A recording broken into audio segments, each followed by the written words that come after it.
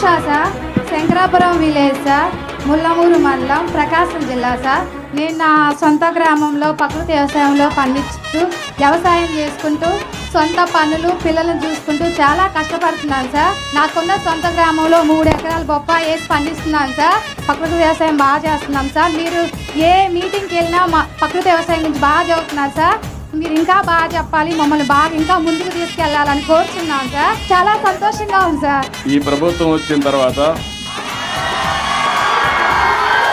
ప్రభుత్వం ఇచ్చినటువంటి సంక్షేమ కార్యక్రమాలు ఏమి ఇచ్చారమ్మా చెప్పగలుగుతావా? గ్యాస్ సిలిండర్లు ఇచ్చారు సార్ 2. 1 తల్లికి వందనం ఇచ్చారు సార్. 2 పింఛను వస్తుంది సార్. మా మామయ్య గారికి నెలకి 4000 పింఛను ఇస్తున్నారు సార్. మీ మామయ్య గారు 4000 పింఛన్ ఇస్తున్నారు. అవును సార్. Okay, very good. తర్వాత ఈ రోజు వచ్చింది సార్. ఇది ఎంత వస్తుంది అనుకుంటున్నావు? 7000 వస్తుంది సార్. ఆగస్టు 15న మళ్ళీ మీ అందరికి ఫ్రీ బస్. ఎక్కడికి కావాలంటే అక్కడ ఆడవాళ్ళందరూ ఫ్రీగా తిరగచ్చు. ఫ్రీ బస్ సౌకర్యం, స్త్రీ శక్తి. బియ్యం కూడా ఇస్తున్నారు కదా, రేషన్ బియ్యం ఇస్తున్నారు కదా, ఇంటి దగ్గర ఇస్తున్నాం కదా. ఇంత ఎండలో కూర్చొని ఎప్పుడు రైతుల కోసం ఆలోచించారా?